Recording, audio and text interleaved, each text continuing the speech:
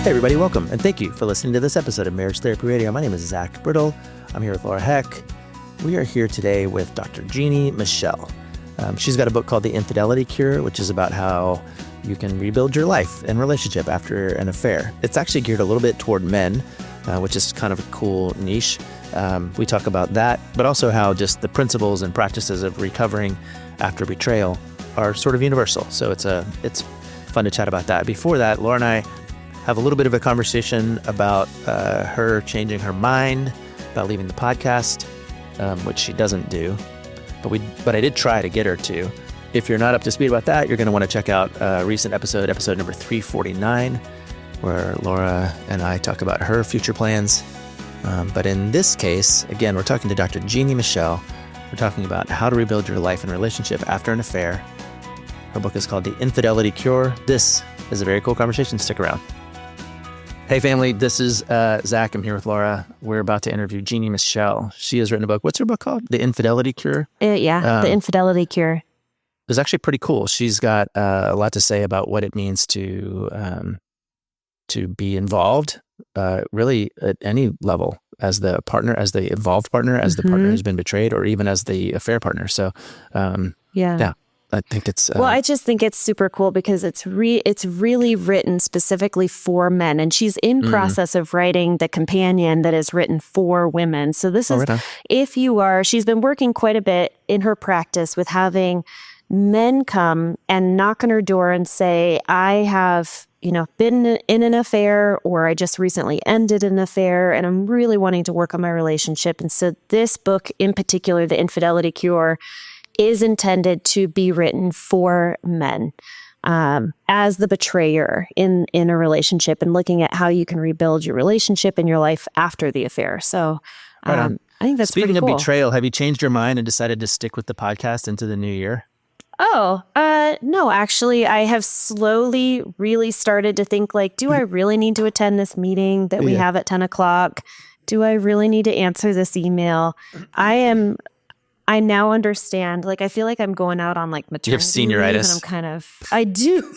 I have senioritis. Yeah. Mary has had senioritis since the middle of sophomore year. So I'm quite familiar with the theme. We have a few more weeks left, so I'm looking forward to getting to chat with you as we kind of land the plane, this particular plane. Yeah. And then, but in the meantime, we're going to talk to Jeanne Michele about the Infidelity Cure, and it's stick around. All right, gang, here we are. We are here today with Jeanne Michele and also Laura Heck. This is her fourth to last live episode, and just kidding. He's very sour, Jeannie, because I am departing from the podcast after 7 years. So you are? Yeah. So Zach is, one, rubbing it in, and two, I think he's just sort of emotionally preparing our audience that get ready, it's happening, it's coming. I don't care about them. I'm trying to protect my own heart and my own soul. Jeanne, that could be a whole nother podcast as far as why you're leaving. I'm sorry, I interrupted you. No, it's okay. And by the way, we interrupt each other all the time, so you should expect to interrupt me, and I will interrupt you, and Laura will interrupt us both, and we can all interrupt each other. It's just kind of the jam. Okay, hey, I like you guys already. Where are you sitting this morning? You're sitting in... I am sitting right now in Huntington Beach. My office is in Newport Beach, California. Oh, that sounds awful. Yeah. It's awful. It's snowing, and not kidding. No, it's not. It was 18 degrees here in Bend, Oregon. Oh, so my goodness. I'm guessing it was not 18. I don't associate you guys, because you're on the West Coast, with it being so cold, but I guess it's just a different part of the West Coast. I'm in the high desert, so we definitely get the wide open blue skies, and it gets very cold, icy cold. But Zach, it was not 18 degrees this morning, right? In Seattle? I haven't really been outside today, so I don't know. I walked from my house to my office in the backyard, so so you two are in two different places. Yeah. And we're business partners. We are not, we're buddies, but not partners in life. So he's in Seattle and I'm in Oregon. Okay. Yeah. Wow. I thought you were life partners. No, we like to say that we're married, but not to each other. That's right.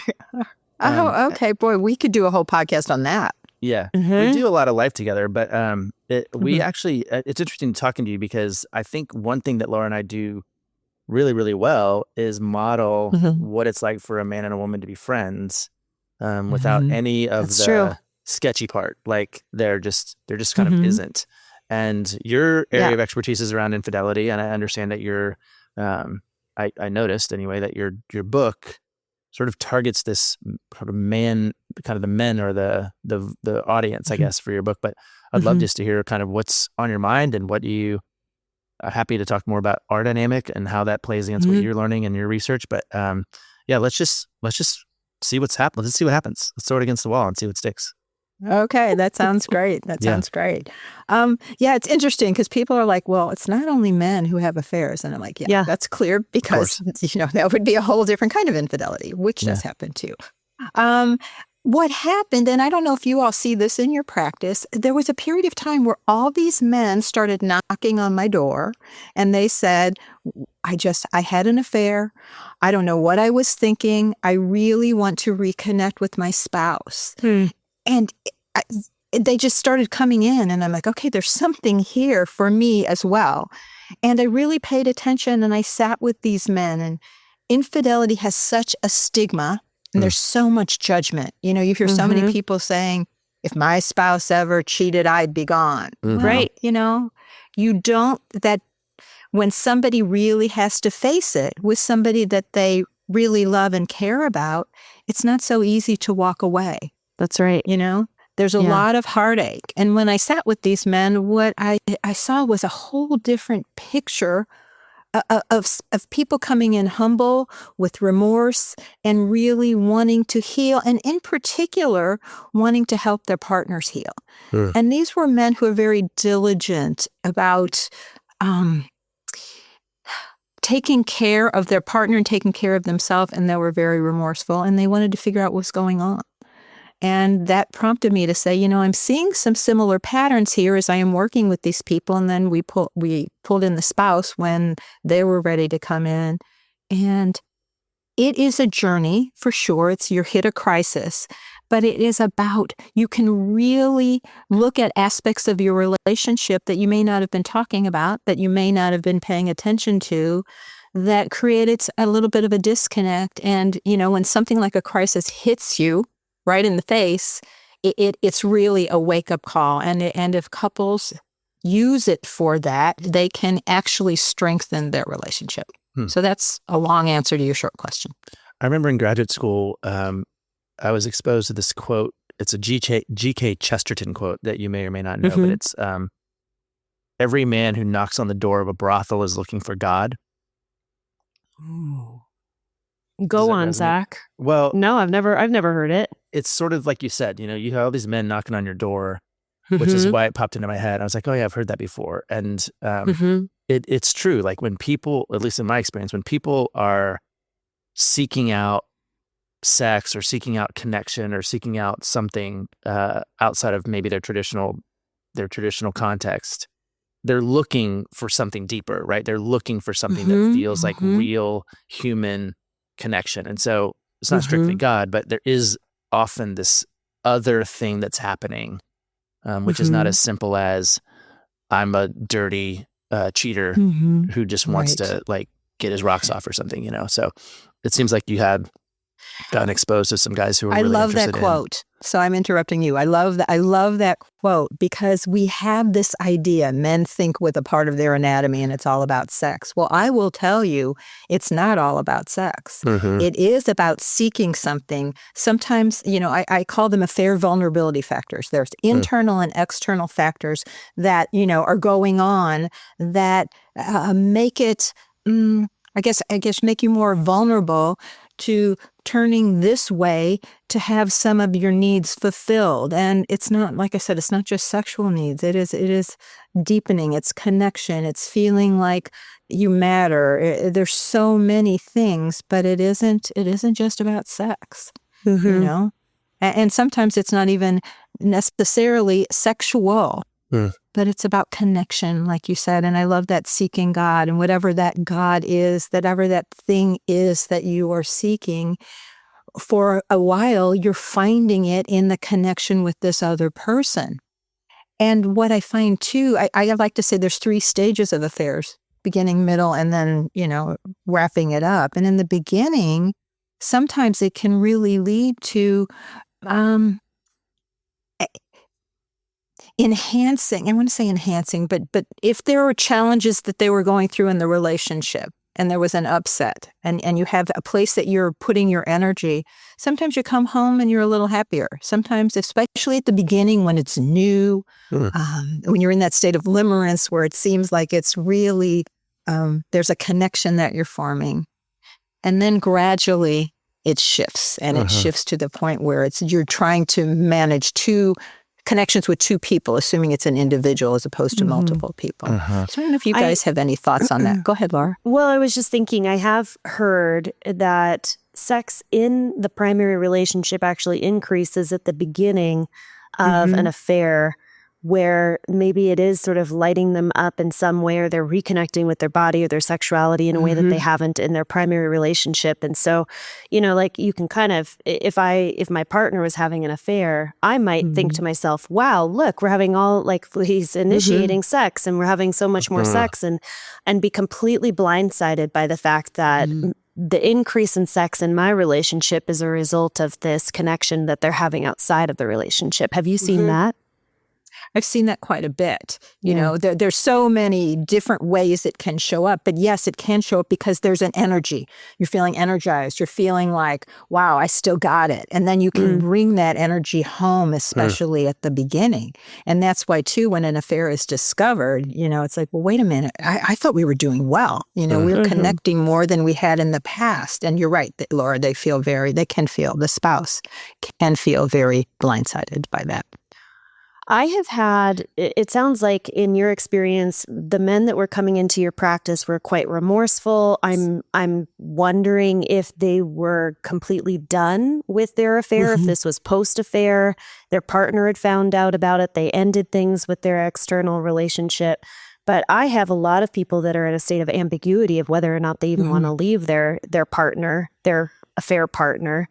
And that's what I'm seeing come into the office, is sort of in this state of decision-making, do I stay, do I go place. But I'm wondering if your work is primarily post-affair work. The book really, for the most part, is post-affair, after-affair discovery, but it also talks about what if your partner hasn't found out yet. And it really challenges the man, because it's written to men, to take an inventory. Look at what are you really gaining from this connection? What if you're in that place of ambivalence where you can't decide? What are you getting from this? What would it really look like? Take a reality check. What would it look like if you left your spouse, if you left your family? What would it look like if you actually started a relationship with this person outside of the fantasy of, this steamy connection, that is somehow lighting up your world? What happens when you bring it down to reality? What if they have kids? Are you going to be a stepdad to your children? What does the day-to-day look like? You're not dealing with the day-to-day. You're dealing with, wow, we connect, we meet, we have great conversations, we have great sex, whatever the connection is, and it feels really good. But what happens when you have to face regular, normal day-to-day life? And I think that's an important thing to really have people take a look at and think about that. I wonder, Zach, and I don't know if you have any idea, but I'm just thinking about this idea of limerence and being in the fantasy world, and how long it takes for... Because I have had clients where they've been very patient. They've said, I know that you're in an active affair. I know that you're in a state of living in this fantasy world, and it's going to run its course, and eventually my partner will come back to me. But I don't know how long people can anticipate that state of being in a fantasy world looking like. And if there is like a timeline. Zach, do you know of any sort of like a timeline? I feel like it's like a year, 2 years? No, I mean, listen, I don't really do timelines. Like, I think every case is unique, and there's always something going on that you need to kind of suss out or fluff out. I do think it was Monique Thompson, I think, who sort of said that when an affair is discovered, a couple should expect to take about a year to sort of get through the recovery. In my own brain, I kind of pair that with what Brene Brown says about FFTs, first fucking thing. So like, you have to kind of go through, here's our first Christmas since the discovery. Here's our first here's our first Valentine's Day. Here's our first, and you have to kind of weather the FFTs as you go through the the process. But I think those are not scientific. They're more anecdotal kind of realities. But I don't know, Jeannie, maybe you have a different take on kind of what the timeline for recovery is in a situation like this. I love FFTs. I've never heard that before from Brene. She's amazing. Yeah. I think it's hers. I'm not people- 100% sure, but I feel like that is something that she says. It's a great quote. I'm going to use it, and sometimes it just feels good to say the word fuck. So I agree. I was in a meeting. I tell people. I was in a Go meeting ahead. the other day that actually the meeting opened and somebody said, just a reminder, the absence of profanity will offend no one. And I was like, oh, that's a nice way of saying, please don't curse in this meeting. Yeah. I was like, oh yeah, okay, sure. I can do that. Anyway, but I drop F-bombs all the time. I do too, even when I'm with certain clients. But you know what? It's funny. When you said that quote, I thought the opposite. Like, it will offend no one, but isn't sometime having a meeting about, churning things up and kind of maybe offending someone a little bit and really mixing it up? Yeah, so sometimes. I went just the opposite with that. But it was, I think certainly there is a use of profanity that can startle and provoke in ways that are important from time to time. But I don't know, it just caught me off guard when you said that. So not that meeting. Yeah. This episode of Marriage Therapy Radio was brought to you by the Paired app. Have you ever felt overwhelmed, exhausted, distant, or disconnected from your partner? Or have you ever struggled with just feeling connected on a day-to-day basis? Well, the Paired app will help with that. It's an app for couples who want to strengthen their relationships. It was founded on the simple belief that real, lasting love is a daily practice. I love talking about the work of relationship as a practice, and the Paired app will help you do that. All of Paired's content is backed by experts and relationship therapists like myself, and it's proven to work. How it works is you and your partner download the app, you pair together, and every day Paired sends you personalized questions, quizzes, and games to stay connected, deepen your connection, and have fun too. When you sign up for Paired Premium, only one partner needs to pay for the subscription, 2 for the price of 1. The best part is you can't see your partner's answers until you've answered yourself, so it's a safe space to have an open and honest discussion about your relationship. No faking it, no pretending, just genuine connection. Rebecca and I have used Paired for almost a year now. I've been on the road a lot this fall, and it's helped us stay connected when I'm away. I just got back from a trip, and we didn't even talk to each other one time, but we did use our Paired app every day because we're in a routine that provides meaningful connection for us. Paired is the perfect tool to establish a daily bond. You can learn how to communicate better, open up more, and argue less. You'll find yourself discussing difficult topics like your financial situation or starting a family, things you didn't even know how to bring up. You'll learn new things about each other, and you'll find new ways to spice up your routine. So, whether you're just a few dates in or you've been together for a very long time, find time to connect with your partner and nourish your relationship. With the Paired app, it's easy and fun, and only takes about 5 minutes a day. We have an exclusive deal for our listeners. You get 50% off by going to paired.com/MTR50. Again, you got to go to the website. You're going to type in paired, PAIRED.com/MTR50. You'll get 50% off if you sign up for a subscription using that link. So sign up today. What I tell people there's a couple things that come forward. When I tell people when they come in, that at least 6 months to kind of, especially if they're in a place of indecision, where you're right, you've got a spouse that's like, you know what, I'm not sure. And, 3 to 6 months, and you will have a better idea of what you want. Because if they're not moving within 6 months, at least to say, I want this or that, I look at the spouse and I think, if they're actively staying in the same household and she's like, I'll be a little patient. Boy, I think of her sense of self and it decreases, because you're saying, I'm willing to endure something that is really horrendous for me, typically, that, there needs to be some kind of a framework of a time. And I also agree with you, Zach, that, in some ways, everyone's individual.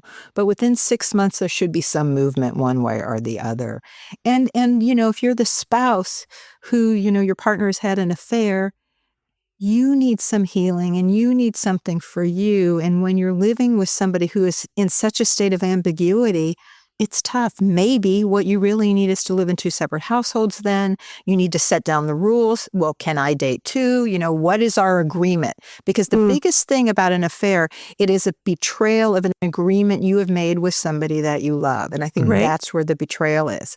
And then you have to set up a new agreement. If he's in a state or she's in a state, let's say, of ambiguity, what does this look like for us? What are we each agreeing to during this time?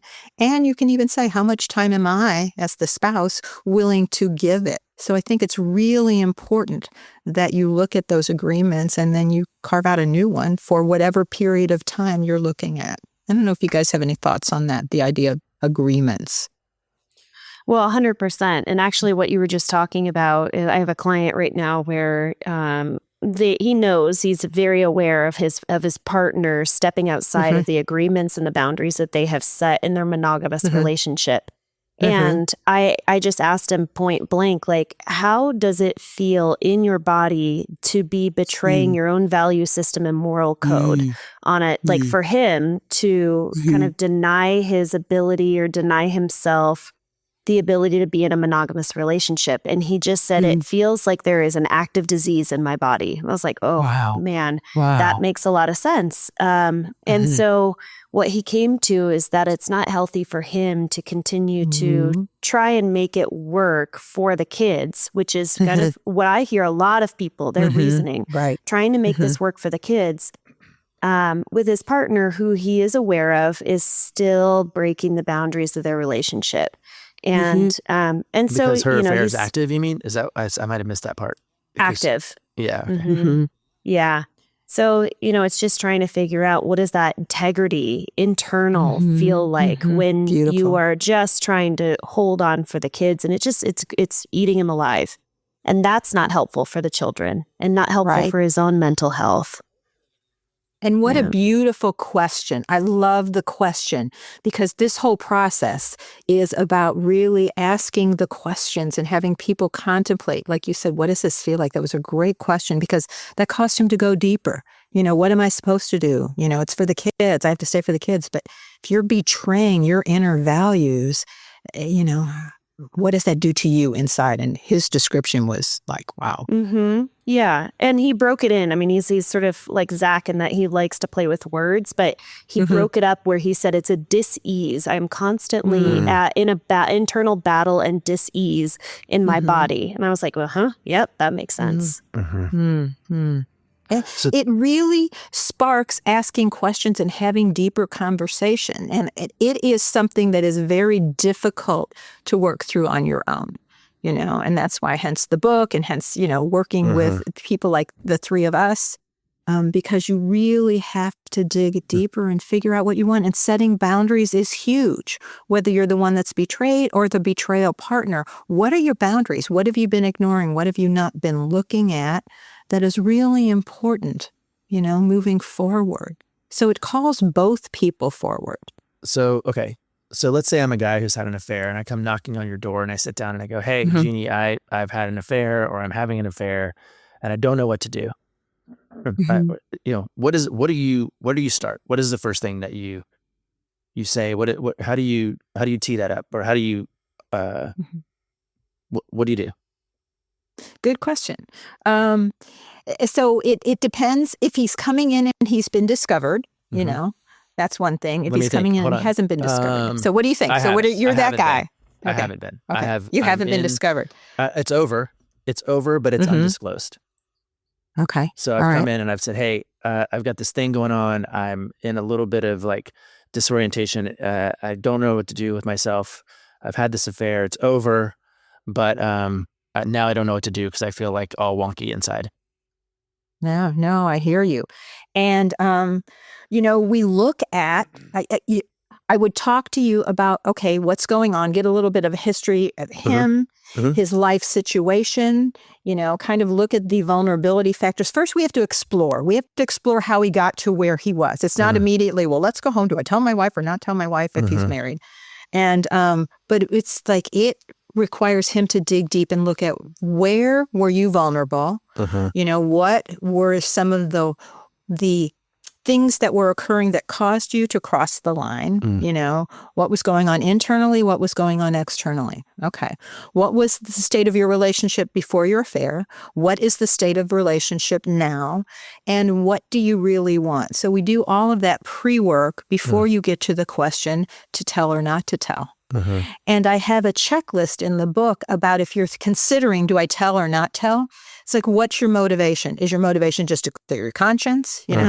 Is your motivation because I am a man of integrity? I realize that I'm out of integrity here. And in order to move forward and really feel like I'm back in that state of integrity and values, as kind of Laura was talking about, do I need to tell because I can't live with myself if I don't tell? What would the ramifications be if you told, if you didn't tell? So it's really looking at, taking a deep dive into that so that an important decision can be made. Go ahead, Laura. Can I interrupt? You look like you were going to say something. Yeah, absolutely. Well, I think there is a misconception when folks come to see a therapist that anytime an affair is discovered, if I'm working individually with a client and they said, I had an affair, it's over, I think that maybe there is a misconception that a therapist will say, you have to disclose it, that it is better for the relationship to disclose that affair. And it kind of sounds like you're actually working with the individual to figure out whether or not that makes sense, whether or not it's better for the relationship or better for the individual to disclose it. Do you feel like there's a hard and fast rule or recommendation for you of it's always best to come clean, it's always best to be transparent? I'm never a hard and fast rule person. Yeah. I think it really is about, like the question you ask, how does that feel in your body? And it created, that client going deeper and really taking a look at, and it is a dis-ease. And really, can I live with a dis-ease? Can I live with a dis-ease in my body that I'm not treating? Right. So we really have to help them look at what is best for them. And then it's talking about their partner. What's the disposition of their partner? How vulnerable are they? How is this going to impact them? I don't think there's a hard and fast rule, but I think in many cases, people disclose. People end up disclosing, but not always. And it is, it's really helping the client figure out what's best for them and their relationship and what the ramifications are of either side. I say life is like a prism. There's so many different colors. Let's take a look at all these colors, walk down these different roads so that ultimately you can make the decision that you think is best for you and your partner. I was just, I'm going to give a talk here pretty soon today, actually, on apologizing. And a lot of the work comes from the work of Harriet Lerner. And one of the principles that she talks about is that an apology, or sort of in this sense, the coming clean, having remorse to your partner, should only be disclosed if it is let me say this differently. If the apology is for you to feel better in your body, but doesn't benefit the other person, then you need to keep it to yourself. And so if I'm going to use that kind of rule of thumb from Harriet Lerner, and she talks a little bit about kind of like in the AA model of going back, and I don't know much about this, Zach, so maybe you can kind of share a little bit of like the idea of going back and making amends with people, that there's a rule. You don't just go back and make amends with everyone. It has to be if it's going to benefit the other person who's receiving the amends. And I do think that I agree with that idea that, let's just say you had an affair 10 years ago, your relationship is great and wonderful, but you're struggling internally today with that. Is that something that you can go to an individual therapist and work through that dis-ease without making amends with your partner today? Because it just doesn't benefit them. It actually hurts them more to go through that journey with you for an affair that's 10 years old. Just an idea. Yeah, no, I hear you. Zach? Well, no, I mean, I got all kinds of, I like to mess around with cliches, right? You've already offered us one of them, which is that an affair has been discovered, and then somebody says, if that ever happened to me, I'm out. And we know those people, maybe they are, but they don't end up in our office. Like they get out. Then the people who come into our office, they have to face this thing that they thought that if he ever had an affair, I would leave. Like that didn't end up being true. Like this cliche that they bought or that they adopted as a middle schooler or whatever, they found out in their body, like, oh no. But here's the other one, which is this idea that when an affair has been discovered, let's say he has the affair, she says, I didn't think you would do this. You're not the person I thought you were. Right. Mm-hmm. And the reality is that he also isn't the person that he thought he was. Right. If I said to him a year ago, hey, do you think you'll ever have an affair? He'd go, no way. I would never have an affair. Yeah. And then all of a sudden he did. So he's not the person he thought he was a year ago. When that comes into your office and, they're trying to really grapple even with a whole sense of their identity, what do you offer? Like, what is the way that you help them kind of remetabolize that? Mm-hmm. I love that because it's true. Like you said, it's not just, you're not the person I thought you were. I'm not the person I thought I was. And that's why the work involves individual work as well as couples work, because you have to really take a deep look at yourself. And sometimes people will say, oh, I just want to go back to the way things were. Well, the truth is you'll never go back to the way things were. Ooh, I haven't thought of that too. It's creating something new. And so it's really, again, going back to your values. Where am I out of alignment with my values? And, what do I need to do to bring myself back into my own personal inner integrity?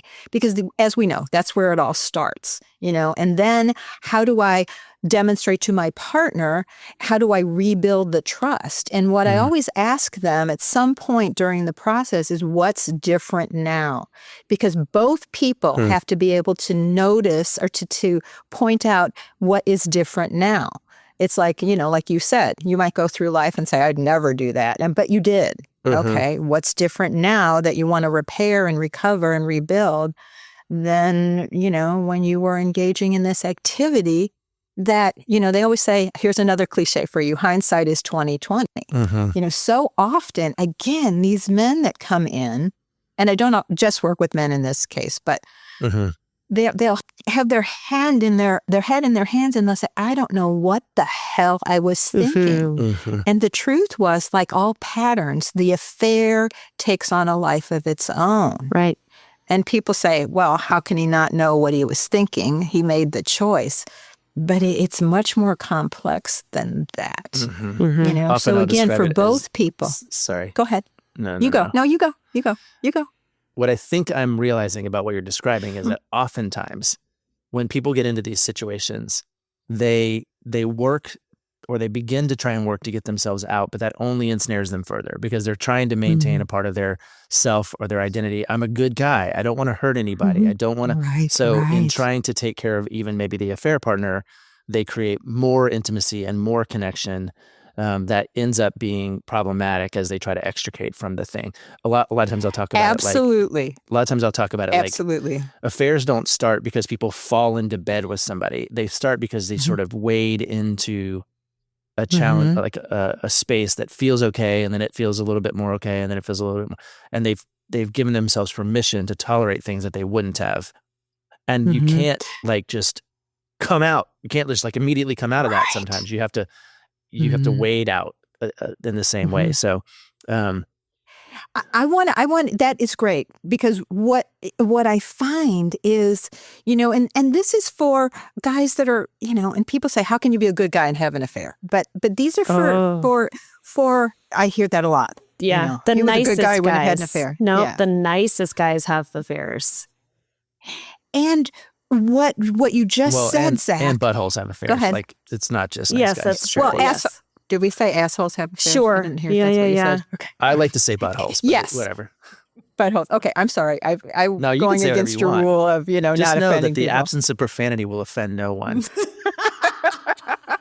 Are we trying to offend no one, though? That's the question. Full circle. Full circle. Yeah. But I have seen exactly what you're talking about, where when the affair comes to light and it's the spouse is talking to, their partner that betrayed, and they said, I don't understand why this went on so long. And he says something to the effect, well, it was really over 4 or 5, 6 months ago. I had a really tough time because she wouldn't let go. It's like, how do you let go of somebody who you formed a connection with?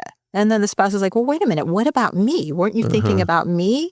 And it really entails a deep discussion, about that. Because a lot of times the guy becomes in the middle and the affair can actually become more difficult relationally and really pull on him even more, because sometimes, especially if the woman involved, let's say, falls for this guy, she wants more. Yeah. And he's like, well, wait a minute. That's not what this was supposed to be. It wasn't supposed to be that I'm spending more time. That wasn't the deal. So anyway, then she ends up boiling a rabbit important. in his kitchen. Yeah.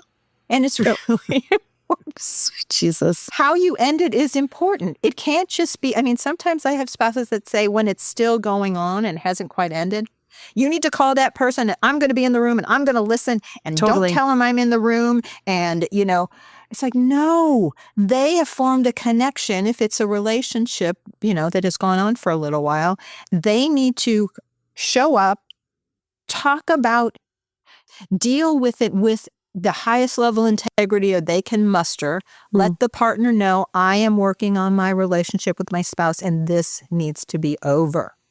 And I actually have a chapter for the affair partner too, because I find that the best healing occurs when all three people are working on it. Because if you're an affair partner, you're having an affair because your marriage you're struggling.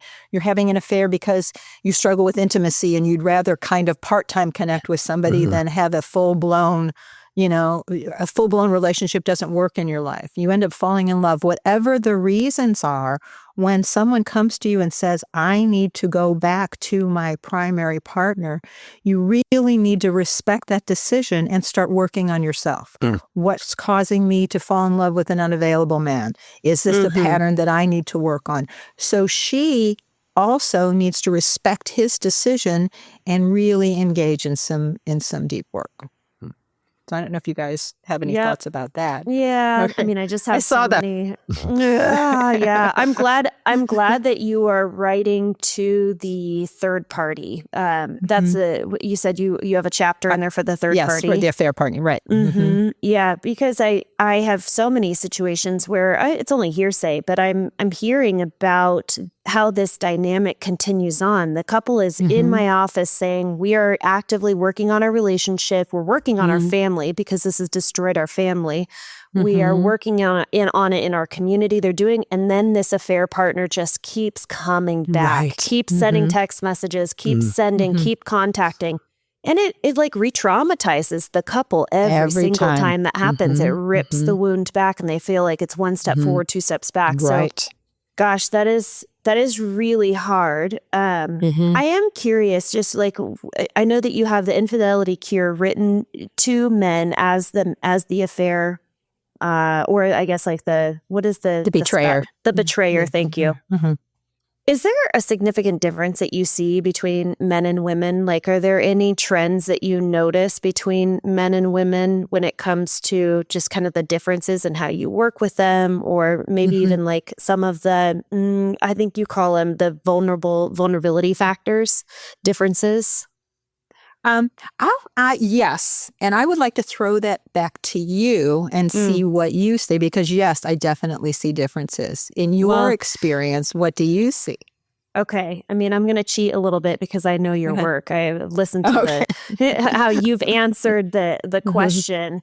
But I think the assumption is that men are having affairs for sexual purposes. Women are having affairs for emotional connection. I think that's the assumption. But I just want to, now I'm going to throw it back to you and say, is that true? You know what's so funny? I find that sometimes it's just the opposite. That a woman is in a relationship with a husband or a long-term partner that's really not paying as much attention to her body, her sensuality, her sexuality. And it can be a heightened sexual relationship that calls her in. I find it's the flip of what we assume in many cases. Interesting. It is interesting. It's like this man, he loves my body. He touches me in ways I haven't been touched in years. So while it is sexual, it's also sensual, and it's also, feeling honored for who the person is as a woman, and I find that to be the case frequently. And another, I think difference is, I find it's much tougher for men to get to the other side, generally speaking, if their partner has had an affair. And I think that goes back a lot to societal norms. There's a lot of competition with the image that the betrayed male partner has of this other guy. This dude took something that was mine. It's like, what does he have that I don't have? They want to go beat the crap out of him. They want to do something to reassert their position and their power. And I'd love to hear what Zach might have to say about that aspect of male dominance and power and competition that I seek a lot if it's the other way. Yeah, I don't know. I mean, I think to me, it goes back to this idea that it's case by case sort of situation. I get squirrely whenever there's sort of a men do this, women do that, or men are this way and women are that way. Just because, you stay in these conversations with people enough, you can kind of go, oh, I didn't see that coming, or that's interesting, or that's a thing. I mean, certainly there are patterns and they ought to be explored, but I think you can never reduce people just to a simple, sort of gender construct binary. Or, I 100% agree. That's why I usually say, generally speaking, what I have found is, but absolutely 100%, and I'm glad you brought that up, that it is, each case is so unique. There are similar threads that pull forward, but each case is its own case, and we have to treat it that way. But go ahead. I would say more common than men wanting to go beat the crap out of the other guy. It's that when she chooses someone else, it exposes his inner imposter syndrome. It makes him feel less powerful more than more. But that's with guys in my practice who are thoughtful and engaged and wanting to figure it out. That doesn't, that doesn't maybe tend to be the norm in situations that are a little less, I'll just call it a little less thoughtful. Maybe you do submit to this kind of primal instinct from time to time, but those guys don't end up in my office very often. Well, but I think that the idea of what you're saying is a power imbalance. And it's like, how do I come back into feeling like I am that powerful man that I want to be and I want to walk in life and in the context of my relationship with my partner? So, for some people, it's, even if it's just the feeling of, and I would love to, punch the guy or, but then you come back to what's the power dynamic? What does that look like for you? What happened to you? What is going on internally that you need to recover and recoup now that you have felt this betrayal and that your woman connected with somebody else and she got some goodies from somebody else, and that on some level you feel like maybe you weren't able to provide. And so that's kind of what I see as a little bit of the competition that surfaces in these discussions. Just what do you guys think about that as far as what you've seen? Okay, so I've been sitting quietly because so I did some interviews, not some interviews, did over 100 interviews a couple years back, and it was with men in particular. And what we were what we were prepping for was something called the Epic Wives Experiment, which was having women be the sole sort of focus in the relationship. What can you do on your end that's going to impact the relationship? So we just asked men, where are the gaps? And what we found when we talk about sort of these vulnerability factors to affairs, that the number one message that men were saying over and over and over again is, I don't feel seen and I don't feel appreciated in my relationship. And that was a real shocker to me, because I think what I was expecting was for men to say, my wife doesn't touch me, my wife doesn't initiate sex, I don't feel like she's interested in me because we don't have sex. I 100% thought it would be more related to that. But if I think about that being a vulnerability factor, and just looking at what opens the door to an affair is what happens if that male does go out into the world and somebody adores them, somebody is more verbally appreciative of them, gives them attention, they feel appreciated, admired, whatever it might be, that's going to feel really, really good. And that's sort of the vulnerability factor. So I think that was the surprise for me, was understanding where the weakness was, and what they were truly desiring was this idea that I want to feel adored. I want to know that somebody sees me and thinks that I'm pretty amazing. Shocking. Absolutely. That is one of the central factors that shows up. And that is also why so many affairs occur with somebody you work with. You work on a project together, and it's like, oh, this is so cool working with you, or oh my gosh, I love the way you think, or, they engage intellectually, and there's an appreciation there that turns into a feel good. Wow, that feels really good. Oh, I don't feel as appreciated. Oh, my wife does. And then, they go out and have a drink, and so there's other things that you can do if you're not very clear on your boundary. And one of the things I say toward the end of the book, when we're working with, more of how, the couple, is it's really important if you're in a close connection with somebody working on something. It could be that you're working out with them. A lot of cases you're working on projects with them. That as soon as, you start to feel a little something, or you notice a little something inside of you or coming from the other person, that you very clearly state, wow, I really loved working with you. We have a great working relationship. I just want to be very clear that I'm married and I am very loyal to my spouse. And I just wanted to put that on the table. And even if you're afraid to do it because the other person might say, oh, I would have never, thought otherwise. It's much better to be clear from the outset so that there's no blurring of boundaries as you go forward. Can I ask you your thoughts on sharing this bit of information? I find you so sexy and attractive, and I think you're absolutely brilliant. And I also want to be very clear.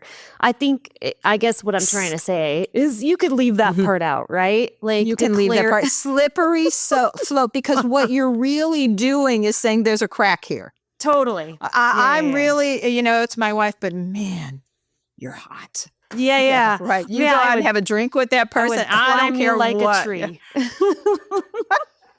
Jeanne, Michele, tell me about your book and where we find you and how we can point listeners in your direction. God, this is great. I so love connecting with you guys, first of all. This is really fun, and I can tell that you both are very good at what you do. We could talk for another hour. Yeah. My book is The Infidelity Cure, and it is on Amazon and Barnes & Noble.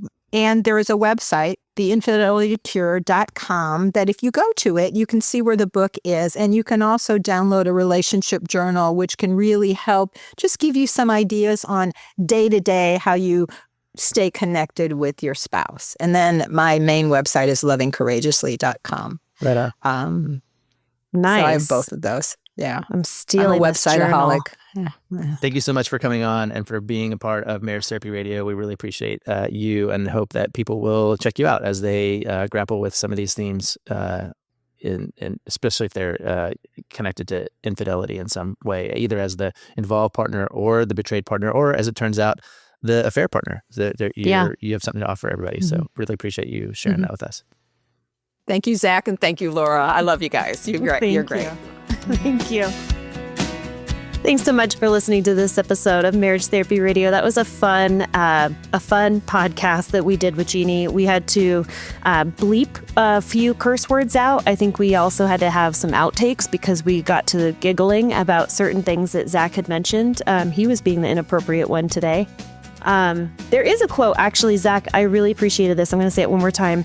Every man who knocks on the door of a brothel is seeking God, I believe is the quote. And I thought that was pretty neat. And just wanted to remind you of something brilliant that Zach said. It's few and far between. Thanks for all of your time and attention, making your relationship better today than it was yesterday.